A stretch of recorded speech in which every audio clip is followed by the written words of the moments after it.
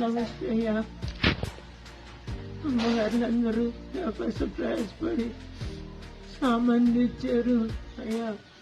మీకు అందరికీ నేను నమస్కారం అయ్యా. అందరికి పర్లేదమ్మ, నువ్వు చిన్న పెద్దదానివి నమస్తే. దండాలు పెట్టకమ్మా నువ్వు. ఇంకేమన్నా కావాలన్నా కూడా హెల్ప్ చేస్తాం మా సఖీ తరఫున. సరేనా? నువ్వేం బాధపడకు, భయపడకు.